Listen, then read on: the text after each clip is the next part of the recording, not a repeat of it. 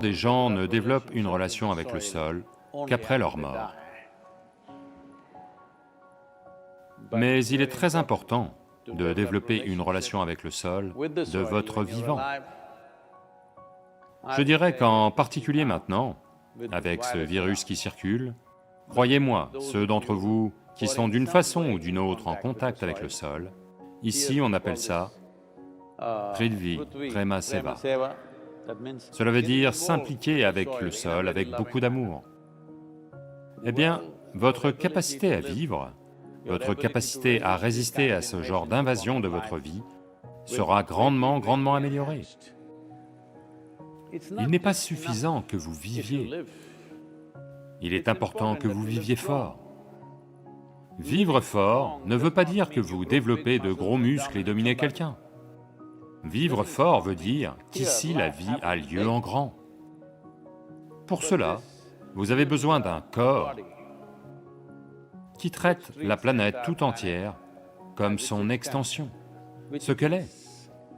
Donc, il est très important que vous ameniez ceci. Vous tous qui êtes ici au Centre Isha Yoga, nous allons mettre en place des processus pour vous, afin que chacun d'entre vous, au moins une fois tous les 3 jours, vos mains et vos pieds soient dans le sol.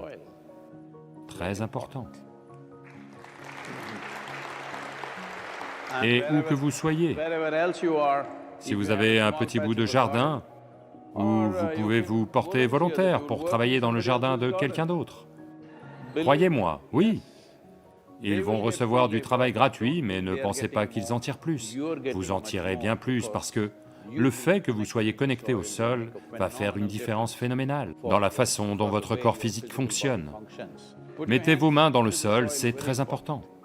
Autrement, ceux d'entre vous qui sont trop riches et ne veulent pas être vus en train de travailler, parce que ça pourrait créer une mauvaise image de votre richesse, vous pouvez prendre un bain de boue.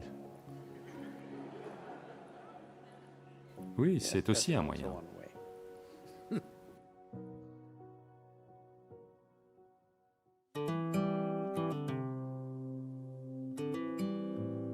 Mangez juste 40 à 50% de votre nourriture sous forme crue, c'est-à-dire qu'elle est vivante, ce doit être une cellule vivante. Ça peut être un légume, ça peut être un fruit, ça peut être un fruit à coque, ça peut être des graines germées, au moins 40 à 50%. La nourriture que vous mangez doit être vivante. Vous mangez de la nourriture morte et vous voulez vivre, c'est une chose un peu difficile à faire, parce que vous devez ressusciter les morts maintenant.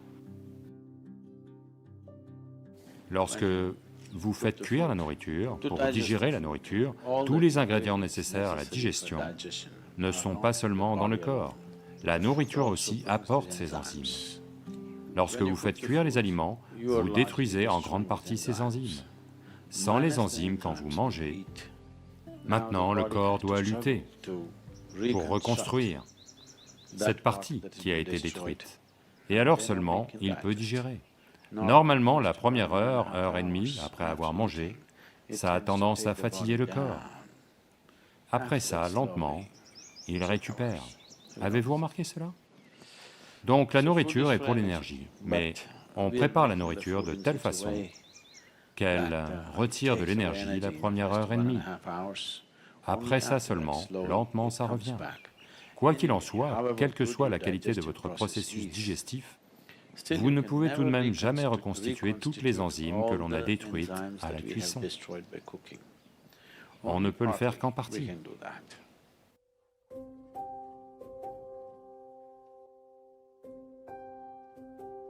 Une chose simple, peut-être juste une douche. De toujours se doucher avant d'aller au lit. Cela fera une grosse différence. Avec ce climat, peut-être que les douches froides sont difficiles. Donc prenez des douches tièdes.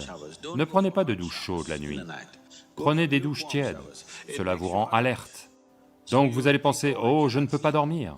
Peu importe, vous allez dormir 15, 20 minutes ou une demi-heure plus tard, mais vous allez mieux dormir. Parce que ça va enlever certaines choses. Lorsque vous vous douchez, ce n'est pas que la saleté sur la peau que vous enlevez. Avez-vous remarqué que si vous êtes très tendu et anxieux ou autre, juste une douche, vous en sortez, vous vous sentez comme libéré du fardeau? N'avez-vous pas remarqué cela? Donc il ne s'agit pas que de nettoyer la peau. Beaucoup de choses ont lieu quand de l'eau coule sur votre corps. Cette douche est un bhuta shuddhi très rudimentaire, parce que plus de 70% de votre corps est à vrai dire de l'eau. Si vous faites couler de l'eau dessus, une certaine purification a lieu, qui va au-delà du nettoyage de la peau.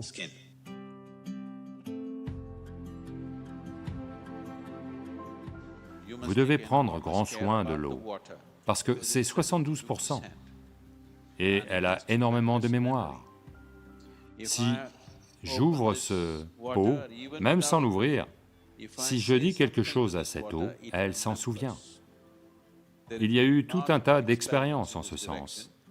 Donc, si vous prélevez cette eau sur le réseau d'eau d'où qu'elle vienne et que vous la pompez jusque chez vous, disons qu'elle est passée par 50 virages, forcée, pompée de force, avec une certaine force qui est naturellement appliquée, et vous vivez au 12e étage de l'immeuble, donc elle est encore plus forcée.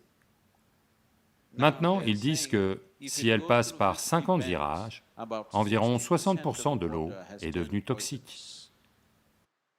Immédiatement, quand elle sort du robinet, si vous la prenez et la buvez immédiatement, elle va se comporter comme du poison dans votre système.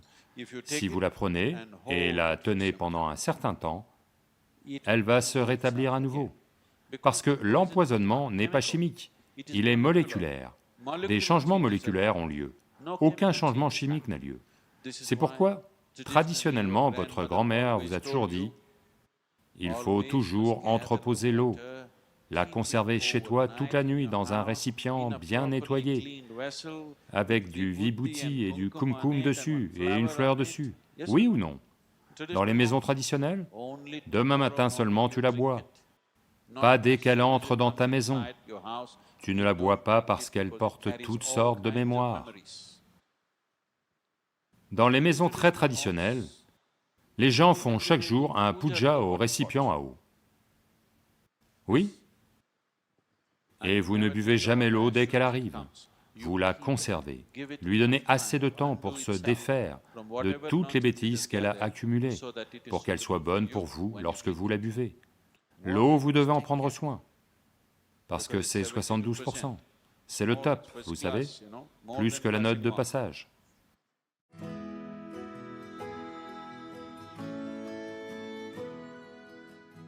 L'estomac vide et la faim sont deux choses différentes. Avoir faim signifie que vos niveaux d'énergie commencent à baisser, mais l'estomac vide est une bonne chose. Dans les sciences yogiques, aujourd'hui la science moderne en arrive là également, mais ce que nous savons de par notre expérience, vous allez dépenser 1 milliard de dollars pour y parvenir. Parce que dans la recherche, toute la question, c'est combien de millions de dollars, c'est comme ça.